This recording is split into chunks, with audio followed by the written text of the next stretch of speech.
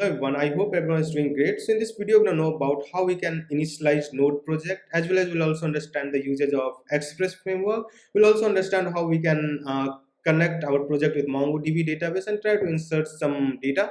So let's get started. So firstly, we'll need to initialize our project. So we'll use npm init. So basically, this will be initialize our project. So it will ask for package name. So just type Node API. It will ask for a version. So just skip these questions. So once you are done with this setup, so it will create a package.json file. So this is quite important in Node project because this file contains information about your project, like project name, version, etc. Now what we will do, now in the next step we'll try to install Express dependency. So just type a command npm install express, and we'll also create a file, name it as app.js. So this is the main entry point of our application. So I think we also need to name, change the name inside this package.json file. Just change it as app.js. Alright, so we have Express installed. What we'll do now is we'll just try to write the code. So first we'll need to import the Express module.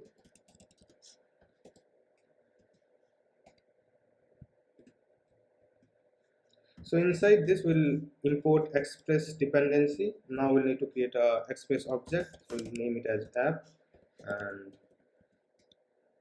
we'll add Express.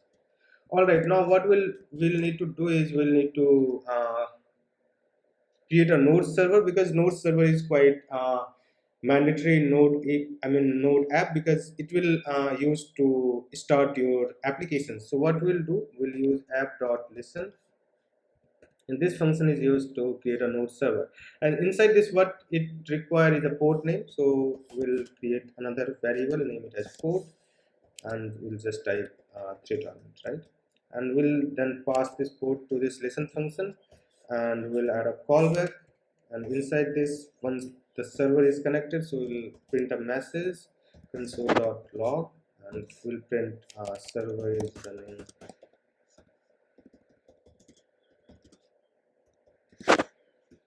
port, then we'll add port number. Okay, now let's try to run this code. Okay, you can see, our server is running on port 3000, right? So what we'll do now is, let's see if I need to make any changes in the code. So I'll need to restart the server again, right? But during development is quite difficult. So what we will do is we'll use another package, name it as its name is nodemon. So we'll install it. So basically this package is used to keep watching your file. So whenever you make any changes in the code, it will automatically restart your server. So what we'll need to do is we'll need to add this in our package.json file. So inside this we'll add a script and start. So inside this we'll add nodemon, then file name that we will need to run.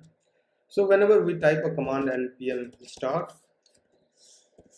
it will start the server using nodemon. And if you can see, like if I'm making any changes in the code, I just added the colon, and you can see it automatically restarted the server, right? So this is the basic setup of Node project using Express. Now what we will do, we'll connect with the MongoDB database. So for that, I will already have the database on mongodb.com, and it's completely free. This website is completely free, so you can just create your account and try using MongoDB database. So I already have an account, so I'll just try to log in.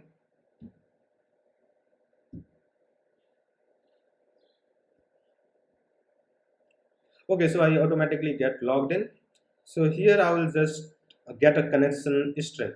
So in MongoDB, you will get a connection string that URL will basically use to connect with the MongoDB database, right? So we'll get a string from here. So click on the driver. Then inside this you will get this URL. So this is the connection string. We'll create a constant, name it as Mongo URL. Inside this we'll add the connection string. Okay, so now in MongoDB, what will do is there's two way to connect with MongoDB database. So either you will use MongoDB official library, or you can use Mongoose. So Mongoose is quite easy to use, and it is having very flexible functions that you can use to perform certain operations on MongoDB. So let's try to install Mongoose. And like the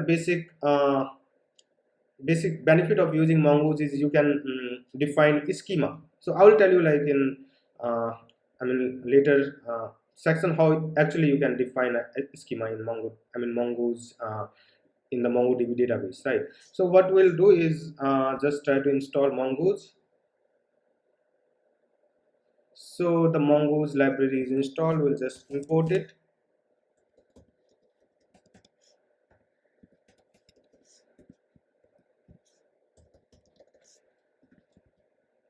All right, now what we'll do is we'll use mongoose.connect to connect with the MongoDB database using this URL. So we'll use mongoose.connect, then we'll pass this Mongo URL.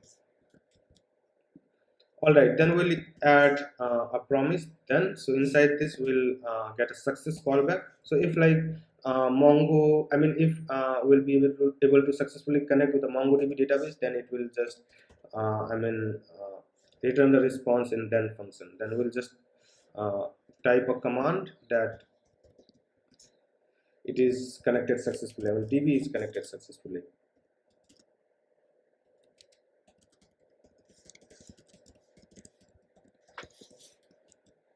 All right, we will also try to catch it. So if there will be any error, then we will get a callback in this catch function.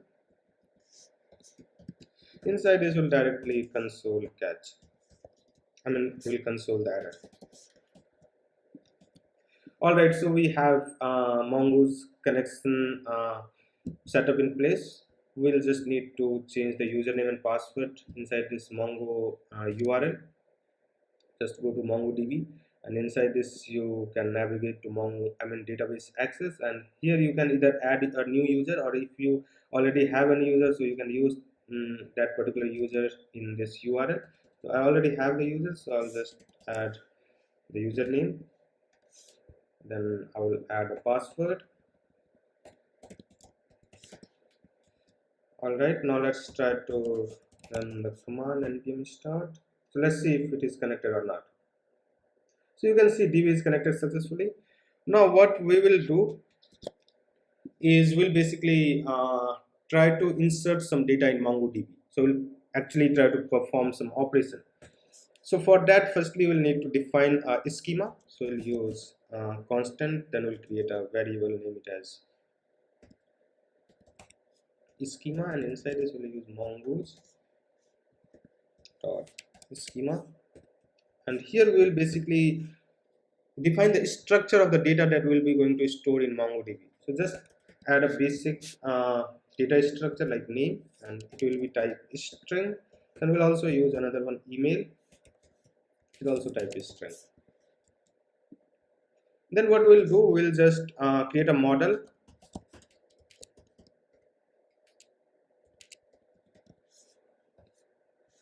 And inside this we'll just use mongoose dot model, and we'll pass the model name.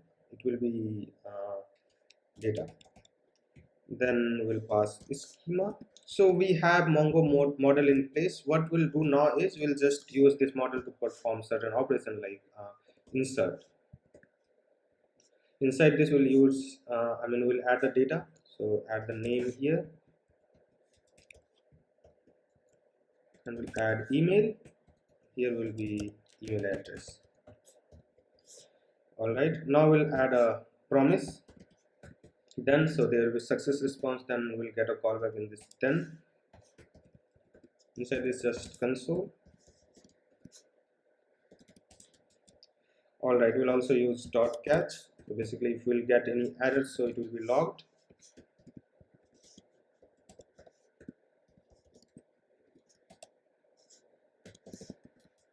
All right, so we have Mongo insert function in place.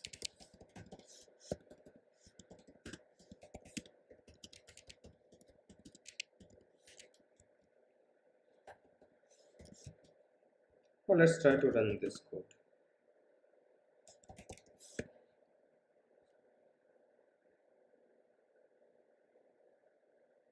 Alright, you can see we got a response that it is added. So let's check it out in MongoDB database. Go to DB and here you can just click on browse collection.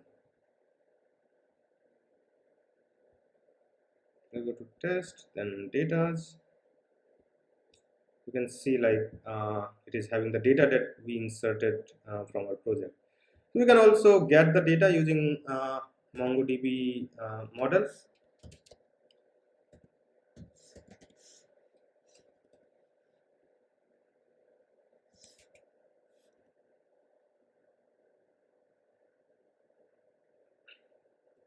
So let's check out the function we have.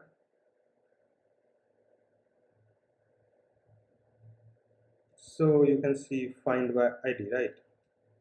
We can get the data using this ID. So in MongoDB, every document is having some ID.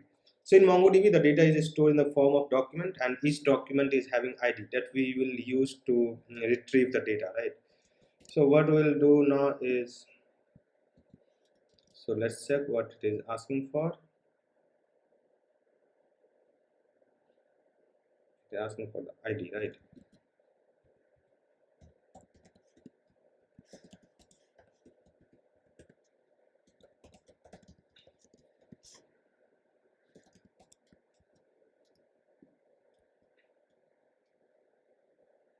Let's try to comment out this code because we don't want to insert the data. Let's see if it is able to find the data using ID or not. So you can see like we got the response and inside response we'll get the data that we added in MongoDB. So this is how you can like perform certain operations like inserting the data or fetching the data. So basically this is a like one of the basic example of using MongoDB in our node project. But in our later video what we'll be going to do is we'll be going to restructure this project and we'll use a separate file for MongoDB connection, as well as like we'll use separate functions for like basic operations like insert, delete, update, or fetching the data. So I think this video will really be helpful for you. If you like this video, please subscribe my channel, and thank you so much for watching this video.